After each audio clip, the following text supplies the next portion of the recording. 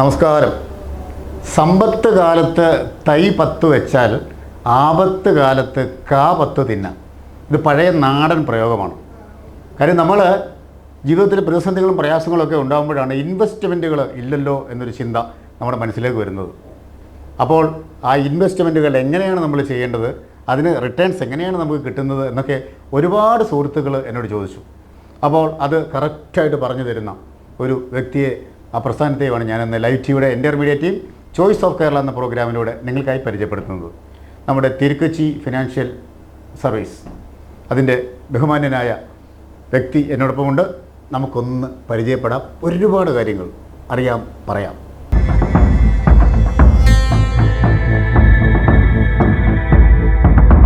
അപ്പോൾ തിരുക്കൊച്ചി ഫിനാൻഷ്യൽ സർവീസിൻ്റെ ബഹുമാന്യനായ മാനേജിംഗ് ഡയറക്ടർ ജോൺസി സാറാണ് എന്നോട്. സാർ നമസ്കാരമുണ്ട്. നമസ്കാരം. എനിക്ക് ഈ നമ്മുടെ ഇൻവെസ്റ്റ്മെൻറ്റുമായി ഫിനാൻഷ്യലുമായി കുറേയേറെ സംശയങ്ങളുണ്ട്. അപ്പോൾ ഞാനിങ്ങനെ കോട്ടയമ്പടി വന്നപ്പോഴാണ് സാറിനെ കണ്ടത്. നമ്മുടെ മെയിനായിട്ടുള്ള ഓഫീസ് എവിടെയാണ് സാർ? എൻ്റെ ഓഫീസ് എന്ന് പറഞ്ഞാൽ റീജിയണൽ ഓഫീസ് എന്ന് പറയുന്നത് ട്രിവാൻഡ്രത്താണ്. ശരി. കോർപ്പറേറ്റ് ഓഫീസ് എറണാകുളത്ത്, ബ്രാഞ്ച് ഓഫീസായിട്ട് നമ്മൾ കോട്ടയത്തുണ്ട്. അപ്പോൾ ഞാനിങ്ങനെ യാദൃശ്യമായിട്ടാണ് സാറിനെ കോട്ടയത്ത് വെച്ച് കണ്ടത്. അപ്പോൾ എനിക്ക് കുറേ സംശയങ്ങൾ, എൻ്റെ സുഹൃത്തുക്കൾ കുറേ സംശയങ്ങൾ ചോദിച്ചു. എന്ന് നമുക്ക് ഇൻവെസ്റ്റ്മെൻറ്റുകളിൽ സംശയം തന്നെയാണല്ലോ. അത് തന്നെ, അതിൻ്റെ എല്ലാവർക്കും സംശയമാണ്. ഇൻവെസ്റ്റ്മെന്റ് എന്ന് പറയുന്നത് തന്നെ ഒരു ബാല്യകാലമാണ് ഞങ്ങളുടെ വെട്ടിപ്പും തട്ടിപ്പും ഇഷ്ടം പോലെയുണ്ട്. നമ്മൾ 25 വർഷമായിട്ട് ഇതേ ഫീൽഡിൽ ഇതേ ബിസിനസ് ചെയ്യുന്ന ആൾക്കാർ. അത് ശരി. അപ്പോൾ സാറേ, ഏതൊക്കെ പ്രധാനപ്പെട്ട ഇൻവെസ്റ്റ്മെൻറ്റുകളാണ് നമുക്കുള്ളത്? അതൊരു വലിയൊരു സംശയം. ആക്ച്വലി ഉള്ളി 4 ഇൻവെസ്റ്റ്മെന്റേ ഉള്ളൂ ഇന്ത്യയിലല്ല, ലോകത്തിൽ. ഒന്ന് റിയൽ എസ്റ്റേറ്റ്, അത് മലയാളി പഠിപ്പിക്കുന്ന കാര്യമില്ല. അത് പിന്നെ അവനറിയാം. 2 ഗോൾഡ്, അത് മലയാളി പഠിപ്പിക്കുന്ന കാര്യമില്ല. 3 എന്ന് പറയുന്നത് ഫിക്സഡ് ഡെപ്പോസിറ്റ്, അത് മലയാളി പഠിപ്പിക്കുന്ന കാര്യമില്ല. 4ാമത്തെ ഓപ്ഷനാണ് ഇക്വിറ്റി എന്ന് പറയുന്നത്. ഇക്വിറ്റിയിൽ 2 ഓപ്ഷൻസ് ഉണ്ട്. ഒന്ന് ഡയറക്റ്റ് ഇക്വിറ്റി വാങ്ങിക്കാം, അല്ലെങ്കിൽ മ്യൂച്വൽ ഫണ്ട്സ് വഴി നമുക്ക് ഇൻവെസ്റ്റ് ചെയ്യാം. ഈ റിയൽ എസ്റ്റേറ്റിനെ കുറിച്ചും ഗോൾഡിനെ കുറിച്ചും ഫിക്സഡ് ഡെപ്പോസിറ്റിനെ കുറിച്ചും നമ്മൾ കൂടുതൽ സംസാരിച്ച സമയം കളയേണ്ട കാര്യമില്ല. എല്ലാവർക്കും അറിയാവുന്ന കാര്യങ്ങളാണ്. നമ്മളെ പഠിപ്പിക്കും. ഇക്വിറ്റി വരുമ്പോൾ ഒന്നിൽ നമുക്ക് അറിവും കഴിവും സമയം എല്ലാം ഉണ്ടെങ്കിൽ ഡയറക്റ്റ് ഷെയർ മേടിക്കുന്നതാണ് എപ്പോഴും നല്ലത്. ശരി. അപ്പോൾ നമുക്ക് അറിവും കഴിവും ഇല്ലെങ്കിൽ നമ്മളത് മ്യൂച്വൽ ഫണ്ട്സ് വഴി ഇൻവെസ്റ്റ് ചെയ്യാവുന്നതാണ്. മ്യൂച്വൽ ഫണ്ട്സ് എന്ന് പറഞ്ഞാൽ സിമ്പിളാണ്. നമ്മൾ നമ്മുടെ പണം വേറൊരാൾക്ക് കൊടുക്കുന്നു, അവരത് മാനേജ് ചെയ്യുന്നു. അത് മാനേജ് ചെയ്യുന്നത് ചെറിയ ചെറിയ ആൾക്കാരൊന്നും അല്ല. State bank of India, HDFC bank, ഇങ്ങനെയുള്ള വലിയ വലിയ അസറ്റ് മാനേജ്മെൻറ്റ് കമ്പനികളാണ് മാനേജ് ചെയ്യുന്നത്. ആ മാനേജ് ചെയ്യുമ്പോൾ തന്നെ കോമ്പറ്റീഷൻ ഉണ്ട്. 44 കമ്പനികൾ ഇപ്പോൾ ഇന്ത്യയിലുണ്ട്. അവർ തമ്മിൽ കോമ്പറ്റീഷനാണ്. അപ്പോൾ എപ്പോഴും നമുക്കൊരു സേഫർ സോണാണ്. നമുക്ക് റിസർച്ച് ചെയ്യേണ്ട, അനലിസ്റ്റ് ചെയ്യേണ്ട, ഒന്നും ചെയ്യേണ്ട. നമ്മുടെ പണം അവിടെ കൊടുത്താൽ മതി. പക്ഷെ പണം കൊടുക്കുമ്പോഴും 2 ഓപ്ഷനുണ്ട്. ഒന്ന്, രോഗം വരുമ്പോൾ ഡോക്ടറെ കണ്ട് മരുന്ന് പിടിക്കുന്ന പോലെ ഒരു ഫൈനാൻഷ്യൽ കൺസൾട്ടൻറ്റിനെയോ സർവീസ് പ്രൊവൈഡർ വഴിയോ ഇൻവെസ്റ്റ് ചെയ്യാം. അല്ലെങ്കിൽ ഗൂഗിളിൽ സെർച്ച് മരുന്ന് പിടിക്കുന്ന പോലെ നേരിട്ട് ഇൻവെസ്റ്റ് ചെയ്യാനുള്ള ഓപ്ഷൻസ് ഉണ്ട്. പക്ഷേ എങ്കിലും നമ്മൾ അറിവുള്ള ഒരാളോട് അറിവുള്ള ഒരാളോട്, ഞാനെന്ന് പറയുന്നില്ല, ഇപ്പം ഞാനൊക്കെ കേരളത്തിലൊക്കെ 25 വർഷമായിട്ട് മ്യൂച്വൽ ഫണ്ട് ഇൻട്രസ്റ്റിൽ നിൽക്കുന്ന ആൾക്കാരാണ്. ഞങ്ങളെപ്പോലെ തന്നെ 3 ലക്ഷം ഏജൻസുമാർ ഓൾ ഇന്ത്യയിലുണ്ട്. അത് ശരി. ഏതെങ്കിലും ഒരു ഏജൻസി വഴി നിങ്ങൾ ബിസിനസ് ചെയ്യുന്നതാണ് എപ്പോഴും നല്ലത്. നമുക്ക് ഇതേക്കുറിച്ച് പറഞ്ഞു തരാനുള്ള അങ്ങനെയുള്ള ആളുകൾ ഉണ്ട് അല്ലേ? എന്നെപ്പോലെ തന്നെ കേരളത്തിൽ തന്നെ ഏകദേശം 3000-4000 പേര് എലിജിബിലിറ്റി ഉള്ള ആൾക്കാരുണ്ട്. അത് കുറച്ച് പേര് പാർട്ട് ടൈം ആയിട്ട് ചെയ്യുന്നു. ഞങ്ങളെപ്പോലെ കുറച്ച് പേര് ഫുൾ ടൈം ആയിട്ട് ഒഫീഷ്യൽ വർക്കായിട്ട് ഓഫീസും കോർപ്പറേറ്റ് ഓഫീസും സ്റ്റാഫും ടെക്നോളജി ഒക്കെ വെച്ച് ഞങ്ങൾ ചെയ്യും. ആ ഫുൾ ടൈം ആയതുകൊണ്ടും താങ്കൾ അതിനകത്ത് ഇൻവോൾവ് ആയതുകൊണ്ട് അതുകൊണ്ട് അറിവുള്ളതുകൊണ്ടാണ് ഞാൻ ചോദിക്കാൻ വന്നത്. ഞാൻ പറഞ്ഞില്ല, ഇപ്പം ഞങ്ങൾ 25 കൊല്ലമായെന്ന് പറഞ്ഞാൽ ഞാൻ 15 കൊല്ലമായിട്ടാണ് തിരുക്കൊച്ചി ഫൈനാൻഷ്യൽ സർവീസിനായിട്ട് ഓടിക്കുന്നത്. ഞങ്ങൾക്ക് ഏകദേശം 300 കോടി അസറ്റ്സ് ഉണ്ട്. അത് ശരി. കേരളത്തിൽ 300 കോടി അസറ്റ്സ് എന്ന് പറഞ്ഞാൽ ചെറിയ കാര്യം. റീറ്റെയിൽ ക്ലയൻസാണ്, കോർപ്പറേറ്റ് ക്ലയൻസിനൊന്നും മാനേജ് ചെയ്യുന്നില്ല. അപ്പം ഞാനൊരു ലെജൻഡോടാണ് സംസാരിക്കുന്നത്. അങ്ങനെയല്ല, ഞങ്ങളെന്ന് പറഞ്ഞാൽ ഞങ്ങളൊരു എന്നാ പറയുന്നത്, നമ്മളൊരു ഡോക്ടർ എന്ന രീതിയിൽ നമ്മൾ സംസാരിക്കാറുള്ളൂ. ആക്ച്വലി ഈ മ്യൂച്വൽ ഫണ്ട്സിലൊന്നും അഡ്വൈസ് ചെയ്യാൻ പാടില്ല. ശരി. നമ്മൾ ഈ മ്യൂച്വൽ ഫണ്ട്സ് എന്താണെന്ന് പറഞ്ഞു കൊടുക്കുകയുള്ളൂ. അപ്പോൾ സാർ എൻ്റെ അടുത്ത് വന്നു ടീച്ചിങ് മാത്രമേ ഉള്ളൂ. എന്താണ് ഈ പ്രൊഡക്ട്സ്, ഇതിൻ്റെ അഡ്വാൻറ്റേജ് ഡിസഡ്വാൻറ്റേജ് പറഞ്ഞു കൊടുക്കും. തീരുമാനം എടുക്കേണ്ടത് സാറാണ്, ഞങ്ങളല്ല. കാരണം അങ്ങനെയാണ് നിയമം പറയുന്നത്. പക്ഷെ അതിൻ്റെ വരും വരാഴികൾ എല്ലാ കാര്യങ്ങളും നമ്മൾ പറയും. ഓപ്പറേഷൻ ചെയ്താൽ എന്താണ് സംഭവം, ഓപ്പറേഷൻ ചെയ്തില്ലെങ്കിൽ സംഭവം എന്നുള്ള കാര്യങ്ങൾ നമ്മൾ പറഞ്ഞു കൊടുക്കും, കറക്റ്റായിട്ട് പറഞ്ഞു കൊടുക്കും. കാരണം ഇന്നത്തെ കാലത്ത് മനസ്സിലാക്കുകയാണെങ്കിൽ ഇന്ന് ഇന്ത്യയിൽ ഏകദേശം 78 ലക്ഷം കോടിയാണ് മ്യൂച്വൽ ഫണ്ടിൻ്റെ ടോട്ടൽ സൈസ്. ഇന്ത്യയിൽ ഇതുവരെ ഇൻവെസ്റ്റ് ചെയ്തിരിക്കുന്ന ആൾക്കാരെന്ന് പറയുന്നത് ഏകദേശം 5.5 ലക്ഷം കോടി ആൾക്കാരുള്ളൂ. 5.5 ലക്ഷം കോടി ആളുകൾ ഓൾറെഡി മ്യൂച്വൽ ഫണ്ട് ഇൻവെസ്റ്റ് ചെയ്ത് കഴിഞ്ഞു. അതിന് ടോട്ടൽ കോർപ്പറേഷൻ എന്ന് പറഞ്ഞാൽ 78 ലക്ഷം കോടിയാണ്. അത് ശരി.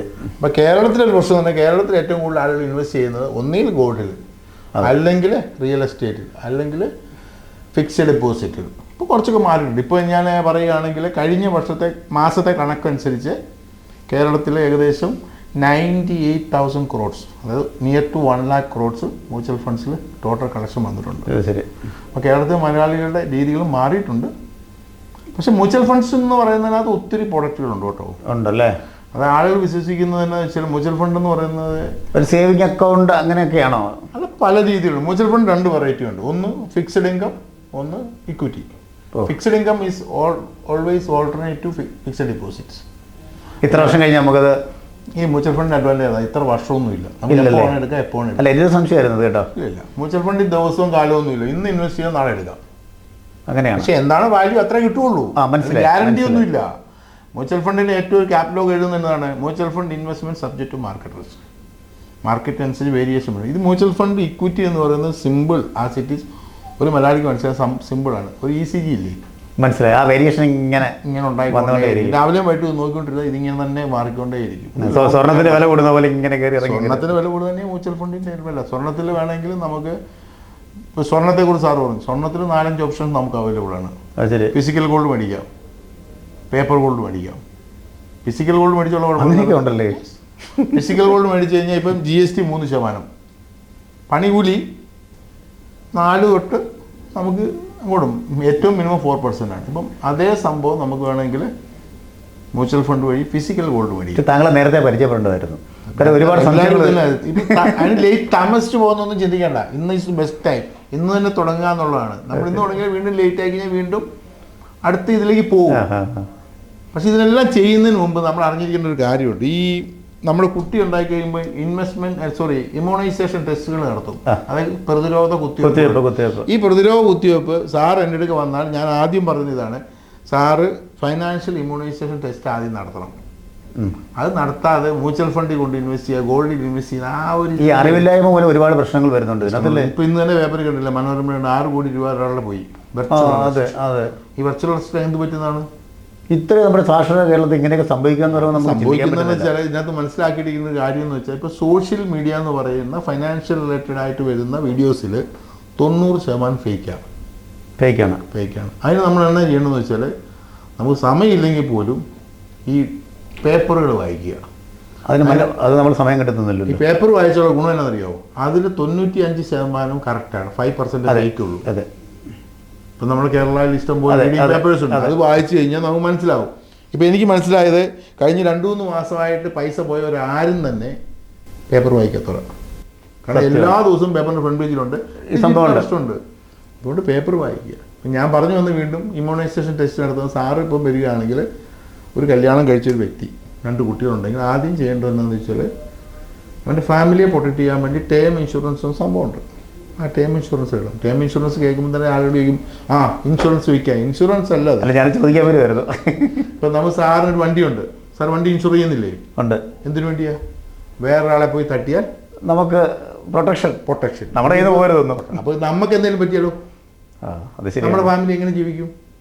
അതാണ് ടേം ഇൻഷുറൻസ് പറയുന്നത്. അതായത് നമ്മുടെ ഫാമിലിയെ പ്രൊട്ടക്റ്റ് ചെയ്യാൻ വേണ്ടി ഒരു ഓപ്ഷനാണ് ടേം ഇൻഷുറൻസ്. വലിയ പ്രീമിയം ഒന്നുമില്ല. ആളുകൾക്ക് തോന്നുന്നത് 1 കോടി രൂപയ്ക്ക് ഒരു 35 വയസ്സുള്ള ഒരാൾക്കാണെങ്കിൽ ഒരു 10-12,000 രൂപ കൊടുത്താൽ 1 വർഷം. അത്രേ ഉള്ളൂ. 1 വർഷം.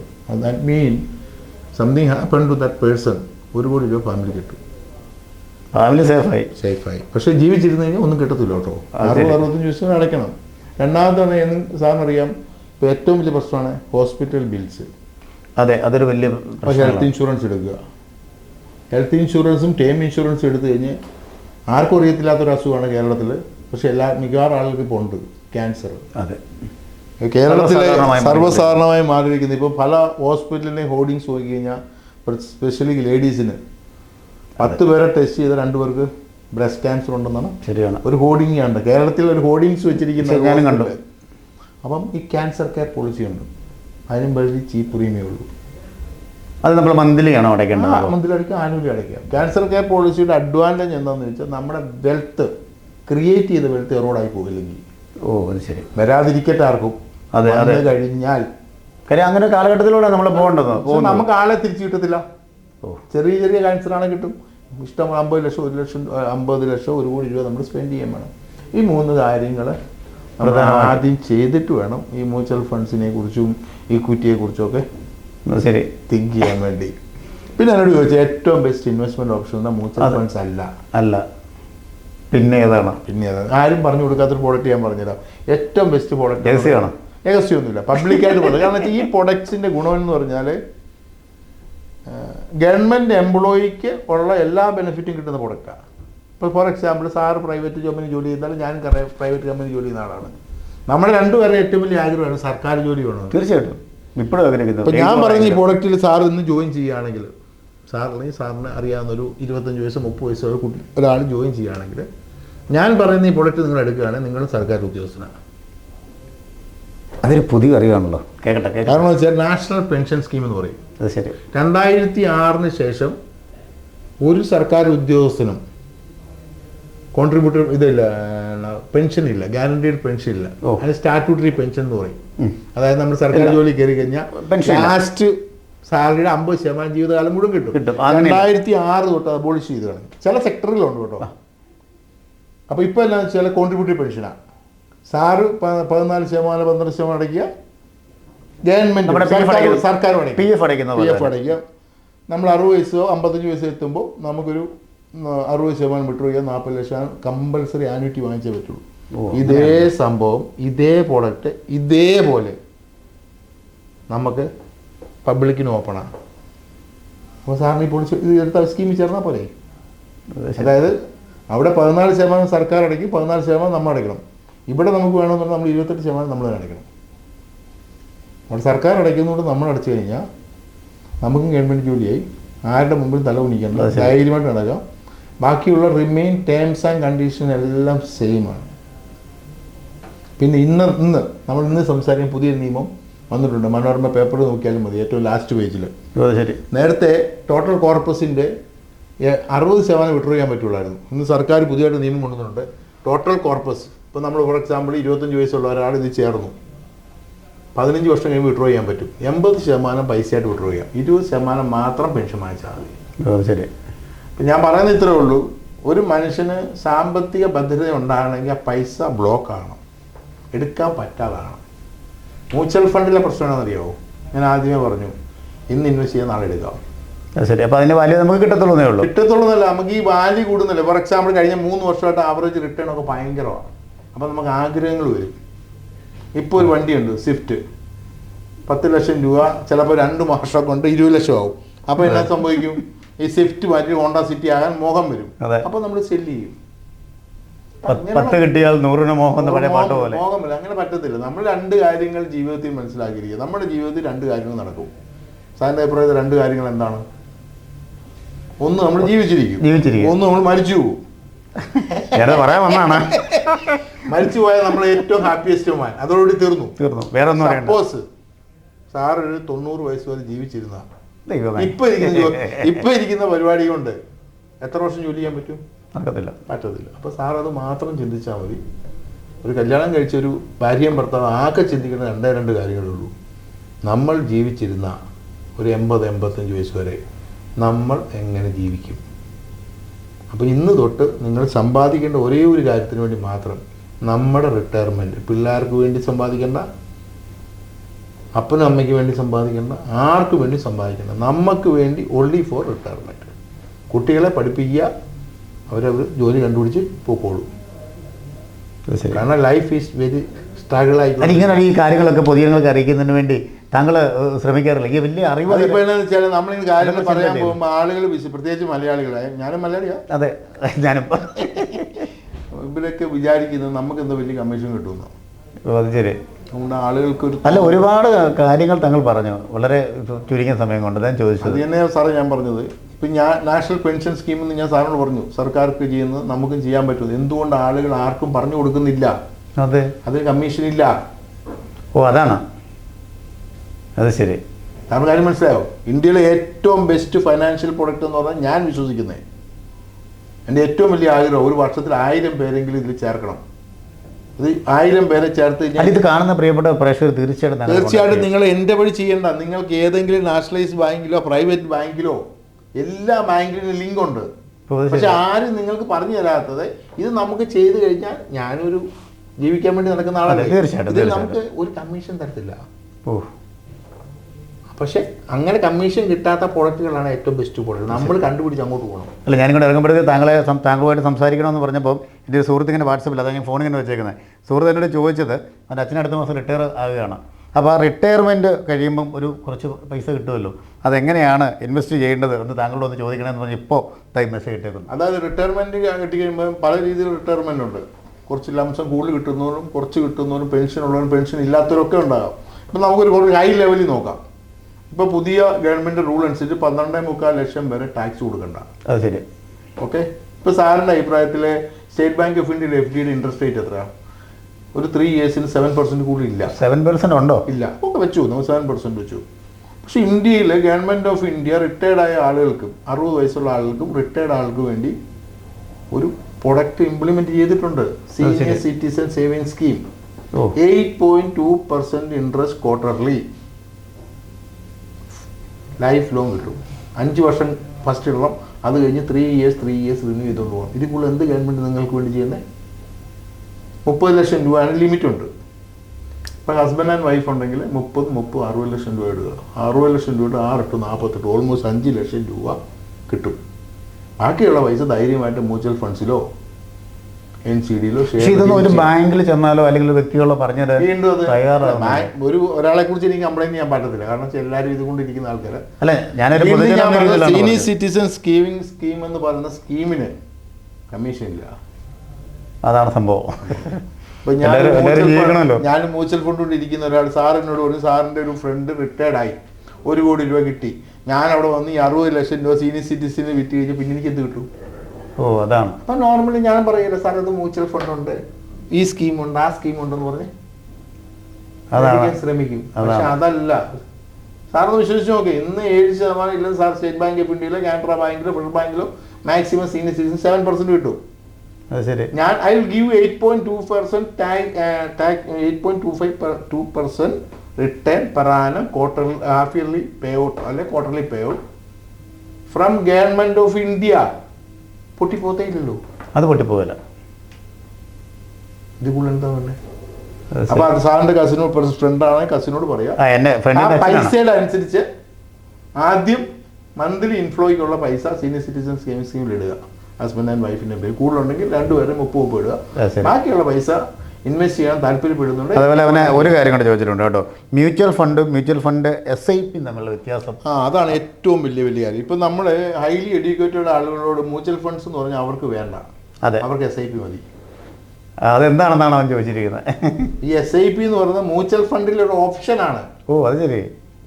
ഇപ്പം എൻ്റെ വഴി കഴിഞ്ഞ 5 വർഷമായിട്ട് മ്യൂച്വൽ ഫണ്ട് ലംസം എന്ന് പറഞ്ഞാൽ മ്യൂച്വൽ ഫണ്ട് 5,000 രൂപ തൊട്ട് എത്ര കോടികളെ ഇടാം. ഇട്ടുകൊണ്ടിരിക്കുന്ന ആൾ കഴിഞ്ഞ ദിവസം വിളിച്ചു നോക്കിയോ, ജോൺസിക്ക് SIP ഉണ്ടോ? ഈ SIP എന്നൊരു ബ്രാൻഡ് ക്രിയേറ്റ് ചെയ്തിരിക്കുക. മ്യൂച്വൽ ഫണ്ടിലെ ഒരു ഓപ്ഷനാണ് SIP എന്ന് പറഞ്ഞാൽ. സിമ്പിളായിട്ട് മനസ്സിലാക്കാൻ പറ്റേ ഉള്ളൂ. നമ്മുടെ പോസ്റ്റ് ഓഫീസിൽ റിക്കറിംഗ് ഡിപ്പോസിറ്റ് ഇല്ലേ, സെയിം അത്രേ ഉള്ളൂ. സിമ്പിളാണ് താങ്കൾ ഈ ഉദാഹരണങ്ങൾ പറയുന്നത്. പോസ്റ്റ് ഓഫീസിൽ റിക്കറിംഗ് ഡിപ്പോസിറ്റ് സാർ അറിയാമല്ലോ. എല്ലാ മാസവും സാർ 1000 രൂപ വെച്ച് 2000 രൂപ വെച്ച് ഇടുന്നു. ചില സമയത്ത് ഏജൻസി ഒന്ന് വാങ്ങിച്ചിട്ട് പോകും. ഇവിടെ ഏജൻസി വാങ്ങിക്കാൻ പറ്റത്തില്ല. ബാങ്കിൽ നിന്ന് ഡെബിറ്റാണ്. സാറിന് എത്ര രൂപ ഇൻവെസ്റ്റ് ചെയ്യാൻ പറ്റുമോ അത് സാറിൻ്റെ അക്കൗണ്ടിൽ നിന്ന് ഈ mutual fund company SBI HDFC ICICI എന്നുള്ള കമ്പനി സാർ എഴുതി കൊടുക്കുന്ന പൈസ സാറിൻ്റെ അക്കൗണ്ടിൽ നിന്ന് എടുക്കും. SIP systematic investment plan. ഈ സിസ്റ്റമാറ്റിക് ഇൻവെസ്റ്റ്മെൻറ്റ് പ്ലാൻ ഒന്ന് ചിന്തിച്ച് വയ്ക്കേണ്ട വേർഡല്ല. സിസ്റ്റമാറ്റിക്കലി ഇൻവെസ്റ്റ് ചെയ്യുക. പ്രൊഡക്റ്റ് അല്ല, ഡെഫിനേഷൻ എന്താ? സിസ്റ്റമാറ്റിക്കലി ഇൻവെസ്റ്റ് ചെയ്യുന്നത്. എല്ലാ മാസവും 10-ാം തീയതി സാറിൻ്റെ അക്കൗണ്ടിൽ നിന്ന് 1000 രൂപ എടുക്കും. സിസ്റ്റമാറ്റിക്കലി സാർ എഴുതി കൊടുക്കുക. 120 മാസത്തേക്ക് 120 ദിവസത്തേക്ക് അവർ എടുക്കും. അതാണല്ലേ ഇതിൻ്റെ അഡ്വാൻറ്റേജ് എന്നറിയാമോ? ഇപ്പോൾ സാറിന് തോന്നുക 3 മാസം കഴിയുമ്പോൾ എനിക്കിത് വേണ്ട, സ്റ്റോപ്പ് ചെയ്യാം. ഓ, അങ്ങനെ ചെയ്യാം. അല്ല 10 കൊല്ലത്തേക്ക് എഴുതി കൊടുക്കും. പണ്ടൊക്കെ നമ്മൾ LIC പോളിസി. അതാണ് ഞാൻ ചോദിച്ചത് സാറേ. 120 മാസം ഞാൻ അടയ്ക്കണ്ടേ, 15 കൊല്ലം അടയ്ക്കുന്നത് ഒരു കണ്ടീഷൻ ഇല്ല. ആദ്യം എഴുതി കൊടുക്കുന്നത് 15 കൊല്ലം 20 കൊല്ലം എഴുതി കൊടുക്കുക. സാറിന് എപ്പോൾ വേണമെങ്കിലും സ്റ്റോപ്പ് ചെയ്യുക. 1 മാസം മുമ്പ് ഇൻഫോം ചെയ്യുക. അതെല്ലാം ഒരു ഏജന്റ് വഴി ചെയ്യുക. ശരി.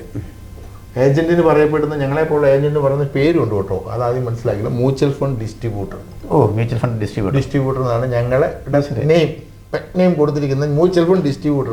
അത് ഞാൻ പറഞ്ഞില്ല, കോട്ടയത്താണ് നമ്മളിപ്പോൾ ഇരിക്കുന്നത്. കോട്ടയത്ത് ഇഷ്ടംപോലെ ആൾക്കാരുണ്ട്, എറണാകുളത്ത് ഇഷ്ടംപോലെ ആൾക്കാരുണ്ട്. ഈ പറയുന്ന ബാങ്ക്സ് എല്ലാം തന്നെ ഡിസ്ട്രിബ്യൂട്ടറാണ്. ഇപ്പം ഞങ്ങളെപ്പോലുള്ള ആളുകളുടെ ഗുണമെന്ന് പറഞ്ഞാൽ ഞങ്ങൾ നമുക്ക് പേഴ്സണലൈസ് സർവീസ് ആയിരിക്കും. അല്ലാതെ സാർ ഫോൺ ചെയ്തിട്ട് ഈ മ്യൂച്വൽ ഫണ്ട് താങ്കളുടെ നമ്പറിൽ ഇതെന്തായാലും പ്രോഗ്രാം കഴിയുമ്പോൾ കുറേ കോളുകൾ വരും, അതിന് ഒരുപാട് സംശയങ്ങളുണ്ടാവും. ഞാൻ പറഞ്ഞത് നമുക്ക് വെച്ചാൽ ഒരു ഇൻവെസ്റ്റ് ചെയ്യേണ്ട ഒരാൾ നമ്മുടെ അടുക്ക വരിക, ഈ ഡോക്ടറോടും വക്കീലിനോടും കള്ളം പറയുന്നത് ഞങ്ങളുടെ അടുക്ക വന്നു കഴിഞ്ഞാൽ, എൻ്റെ അടുക്ക പ്രത്യേകിച്ച് എൻ്റെ അടുക്ക വന്നു കഴിഞ്ഞാൽ ഉള്ള സത്യം പറയാം. എൻ്റെ അടുത്ത് ഇത്ര രൂപ ഉണ്ട്, ഇന്നയാണ് എൻ്റെ പ്രശ്നങ്ങൾ. കഴിഞ്ഞ ദിവസം ഇന്നലെ എൻ്റെ ഓഫീസിൽ വന്ന ഒരാളുടെ കാര്യം ഞാൻ പറഞ്ഞത്, ജസ്റ്റ് എക്സാമ്പിൾ. പുള്ളിക്ക് നല്ല IBM വർക്ക് ചെയ്യുന്ന ആളാണ്. കൂട്ടി വന്നപ്പോൾ ആ പുള്ളിക്ക് ആകെ ബാലൻസ് 20,000 രൂപയുള്ളൂ. ഓ, കാരണം പുള്ളിയുടെ EMI തന്നെ 1,60,000 രൂപ. ഏത് വലിയൊരു വീട് വെച്ചു. മലയാളിയുടെ വലിയൊരു സന്തോഷം വീട് വെക്കുന്നത്. കടം മേടിച്ചും വീട് വെക്കും. അല്ല, വീട് വേണം.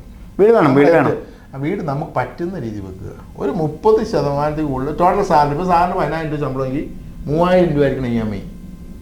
അത് കൂടുതൽ പറ്റത്തില്ല. അതെ, അത് ശരിയാണ്. കാരണം നമ്മൾ ഹൗസ് ഹോൾഡ് എക്സ്പെൻസ് പറ്റില്ല. പിന്നെ എപ്പോഴും ഞാൻ പറഞ്ഞ ഡയലോഗുണ്ട്, എത്ര രൂപ ശമ്പളം കിട്ടും അതിൽ 10% അതാത് മാസം അല്ലെങ്കിൽ അതാത് വർഷം അടിച്ചു പൊളിച്ചോണം. അത് എന്താണ് സാറിന്, ഇപ്പോൾ സാറിന് നമ്മൾ തമ്മിൽ സംസാരിച്ച് സാറിൻ്റെ ആഗ്രഹം എന്താണെന്ന് അറിയാമല്ലോ. ഇപ്പം മലയാളിയുടെ പല ആഗ്രഹങ്ങളുണ്ടാകും, ഞാൻ പേര് പറയുന്നില്ല. എന്താണ് ആഗ്രഹം? ഡെയിലി ആഗ്രഹമെങ്കിൽ ഡെയിലി ആഗ്രഹം, മാസമെങ്കിൽ മാസം, വർഷമെങ്കിൽ വർഷം, ഫാമിലി ട്രിപ്പ്. കാരണം വെച്ചാൽ ഇപ്പോഴത്തെ കാലമാണ്, നമ്മൾ എപ്പോൾ പോകുന്ന ആർക്കും അറിയില്ല. ഇത് ഞാൻ ചിരിക്കാൻ കാരണം എൻ്റെ മകൾ രാവിലെ ഇറങ്ങി പറഞ്ഞാണ് ഈ പ്രോഗ്രാമും കാര്യങ്ങളായിട്ട് ഇങ്ങനെ പോകുന്നു, വല്ലപ്പോഴൊക്കെ ഞങ്ങളെയൊക്കെ പരിഗണിക്കണേ. അത് തന്നെ ഞാൻ പറഞ്ഞത്. വരുന്നു എല്ലാ വർഷത്തിലും നമ്മുടെ ഇപ്പോൾ ഫോർ എക്സാമ്പിൾ ഒരാൾക്ക് 1,00,000 രൂപ ശമ്പളമുണ്ട്. 10,000 രൂപ എല്ലാ മാസവും മാറ്റി വെക്കുക. ഒരു വർഷത്ത് 1,20,000 രൂപ വെച്ച് എവിടെയെങ്കിലും ഫാമിലി ട്രിപ്പ് പോവുക. അല്ലാതെ 60 വയസ്സ് റിട്ടയർഡ് ആകാൻ പോകുന്നുണ്ട്. എന്താ ഉറപ്പ് 60 വയസ്സ് നമ്മളുണ്ടാകും? വലിയ പറ. അപ്പം 30% സേവ് ചെയ്യുക, 30% EMI അടയ്ക്കുക, 30% ഹൗസ് ഹോൾഡ് ഇൻവെസ്റ്റ് ചെയ്യുക. അപ്പോൾ എത്രയായി? 30, 60, 90, 10% അടിച്ചു പൊളിച്ചോളുക. ഒരു big salute. Thank you very much. അതുപോലെ തന്നെ ഒറ്റ കാര്യം കൂടി, നമ്മുടെ മെഡിക്ലെയിം ഒരുപാട് പേർക്ക് സംശയമുണ്ട്. ഈ മെഡിക്ലെയിം എടുക്കുന്നതിന് അങ്ങനെ അക്കൗണ്ട് കാര്യങ്ങൾ വേണോ, അല്ലെങ്കിൽ എന്താണ് അതിൻ്റെ ഒരു? ഈ മെഡിക്കൽ ഇൻഷുറൻസ് എന്ന് പറയുന്നത് നിർബന്ധമായിട്ടും എല്ലാവരും എടുത്തിരിക്കണം. അത് NRIs ആണെങ്കിലും ഡൊമസ്റ്റിക് റെസിഡൻറ്റ് ഇൻഡിവിജ്വലാണ് എടുത്തിരിക്കണം. ഇപ്പോൾ ഇതിനകത്ത് പ്രശ്നം എന്താണെന്നറിയാമോ? സാറ് തന്നെ കണ്ടു കാണും. ഇപ്പോൾ സാറൊക്കെ ഓൺലൈൻ TV ചാനൽ നടന്നതാണ്. ഇപ്പോൾ ഇഷ്ടം പോലെ ഇൻഫ്ലുവൻസറാണ് ഇൻഷുറൻസ് വയ്ക്കുന്നത്. ഞങ്ങൾ അത് തരാം, ഞങ്ങൾ ഇത് തരാം, ഇന്നതാണ്. അതിനകത്ത് വഞ്ചിക്കപ്പെടുന്നുണ്ട്. വഞ്ചിക്കപ്പെടുക എന്ന് പറഞ്ഞാൽ ഇൻഷുറൻസ് എടുക്കുമ്പോൾ ആദ്യം അറിഞ്ഞിരിക്കും. ഞങ്ങൾ കേരളത്തിലെ ഫസ്റ്റ് കോർപ്പറേറ്റ് ഏജൻറ്റാണ്. കോർപ്പറേറ്റ് ഏജൻറ്റ് എന്ന് പറഞ്ഞാൽ ഞങ്ങൾക്ക് എല്ലാ കമ്പനികളിലും ചെയ്യാൻ IRDA അലോ ചെയ്യുന്നിട്ടുണ്ട്. ഞങ്ങൾ ഒരു കമ്പനിയുടെ അല്ല എല്ലാ പ്രോഡക്റ്റും ചെയ്യാം. പക്ഷേ ഞങ്ങളെല്ലാ പ്രോഡക്റ്റും ചെയ്യുന്നില്ല. 4-5 കമ്പനികൾ ഞങ്ങൾ ICICI, HDFC, United India 3-4 company ചെയ്യുന്നുള്ളൂ. ഒരു ഹെൽത്ത് ഇൻഷുറൻസ് പോളിസി എടുക്കുമ്പോൾ ഒറ്റ കാര്യം ചിന്തിച്ചാൽ ആദ്യം മനസ്സിൽ, നമ്മളൊരു പോളിസി എടുത്തു കഴിഞ്ഞാൽ ഫസ്റ്റ് 4 years പ്രീ എക്സിസ്റ്റിംഗ് ആയിട്ട് നിങ്ങൾക്ക് അസുഖം ഉണ്ടെങ്കിൽ കിട്ടത്തില്ല. കേരളത്തിൽ ഇവിടുന്ന് ഏറ്റവും വലിയ ഇഷ്യൂ ഞാൻ പറയുന്നത് അസുഖം വന്നിട്ടാണ് പോളിസി എടുക്കുന്നത്. അതെ അതെ തീർച്ചയായിട്ടും. ഞാൻ പോളിസി എടുത്തിട്ട് അവിടെ ചോദിച്ചു, സാറേ എനിക്ക് അസുഖമില്ല. അതൊന്നും നുണ പറയണ്ട. കാരണം ഞാൻ 25 കൊല്ലമായി ഫീൽഡിൽ നടക്കാറുണ്ട്. പോളിസി എടുക്കുമ്പോൾ നിങ്ങൾക്ക് BP ഉണ്ടെങ്കിൽ BP ഉണ്ടെന്ന് എഴുതണം, ഷുഗർ ഉണ്ട് പ്രഷർ ഉണ്ട്, അതിനകത്ത് എഴുതിയിരിക്കണം. അത് റിലേറ്റഡ് ആയിട്ട് വരുന്ന അസുഖം 4 years കഴിഞ്ഞ് ക്ലൈം ആവും. നമ്മൾ നേരെ ഒരു BP കൊളസ്ട്രോളും എന്തെങ്കിലും അസുഖം ഉണ്ടെങ്കിൽ ടക്കെന്ന് ഒരു പോളിസി എടുത്തിട്ട് 1 കൊല്ലം കഴിയുമ്പോൾ ഹോസ്പിറ്റലിൽ പോയി അഡ്മിറ്റ് ആവും. അവിടെ കറക്റ്റ് ഡോക്ടർ എഴുതും ഇത് മുമ്പുണ്ടായിരുന്ന അസുഖമാണ്, ഒരു ക്ലെയിമും കിട്ടത്തില്ല. അതിനാ പറഞ്ഞത് ഒരു 35 വയസ്സിന് മുമ്പ് തന്നെ ഈ പോളിസി എടുക്കുക.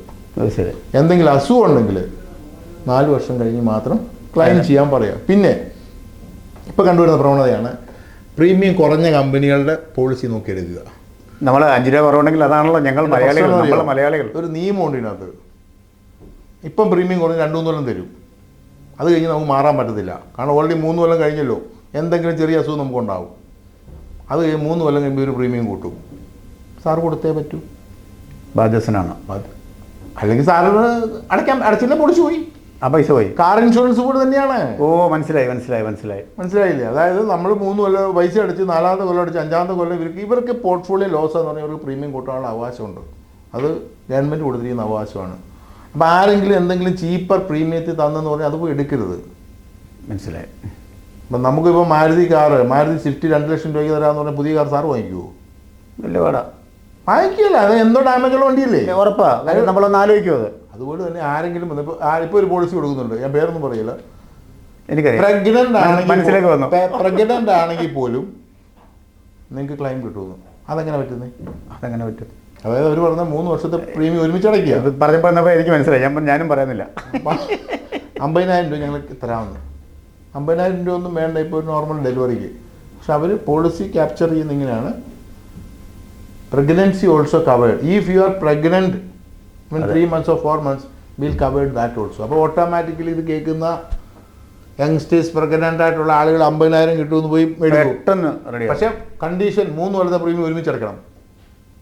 ഓ അത് ശരി, കണ്ടീഷൻ ഉണ്ടല്ലേ. ഉണ്ട്. അപ്പോൾ 50,000 രൂപ തരുള്ളൂ, ക്യാഷ്ലെസ് ക്ലെയിം തരികയില്ല. 4ാമത്തെ കൊല്ലം അടച്ചു കഴിയുമ്പോൾ തന്നെ നമ്മുടെ 4 years ഞാൻ പറഞ്ഞ ആ പ്രീ എക്സിസ്റ്റിംഗ് ഇല്ലത്തിന് കവറേജ് ആയി. പിന്നെ അവിടെ നിന്ന് ഒരിക്കലും മാറാൻ പറ്റത്തില്ല. ശരി, ഇങ്ങനെയുള്ള പ്രശ്നങ്ങളൊക്കെ ഉണ്ട്. അപ്പോൾ ഞാൻ പറഞ്ഞത് അത്രേ ഉള്ളൂ, ഏതെങ്കിലും ഒരു ഫൈനാൻഷ്യൽ ഡിസ്ട്രിബ്യൂട്ടർ എടുക്കുക, പോയിട്ട് കാര്യങ്ങളൊക്കെ പറഞ്ഞ് മനസ്സിലാക്കി ചെയ്യുക.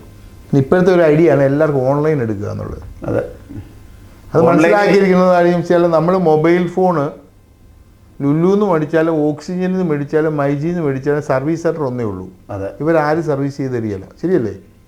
ശരിയാണ്. ആമസോണിൽ മേടിച്ചാലും ഫ്ലിപ്കാർട്ട് മേടിച്ചാലും കോട്ടയത്തെ സർവീസ് സെൻറ്ററിൽ പോകണം. അതെ, അവിടെ ചെന്ന് അവരെന്നാ പറഞ്ഞത്, സാർ ഇവിടെ അല്ല, അവിടെ പോകണം. പക്ഷേ ഈ mutual fund, fixed deposit, senior citizen, NPS എന്ന് പറയുന്ന സ്ഥലത്തൊക്കെ സർവീസ് കൊടുക്കുന്നത് നിങ്ങൾ ആരിൽ നിന്നെടുത്തോ അവരാണ് സർവീസ് കൊടുക്കുന്നത്. തീർച്ചയായിട്ടും. അതുകൊണ്ടാണ് പറയുന്നത് നിങ്ങൾക്ക് നേരിട്ട് ചെയ്യാൻ പറ്റുന്ന കാര്യം നല്ലത്. ജീവിച്ചിരിക്കുമ്പോഴും ആരോഗ്യമുള്ളപ്പോഴൊക്കെ നല്ല രസമാണ്. വയ്യാതാകുമ്പോൾ എങ്ങനെ ചെയ്യാൻ പറ്റും? ശരിയാണ്. അതാണ് എന്നാലും ഒരുപാട് കാര്യങ്ങൾ പറഞ്ഞു. വീണ്ടും വീണ്ടും ഞാൻ വരും. ഇപ്പോൾ അത്യാവശ്യം കാര്യങ്ങൾ മാത്രമാണ് നമ്മൾ ചോദിച്ചത്. അപ്പോൾ വളരെ വിശദമായ ഇൻവെസ്റ്റ്മെൻറ്റുകളെ കുറിച്ച് സംസാരിച്ച താങ്കൾക്ക് പ്രത്യേക നന്ദി. Thank you very much.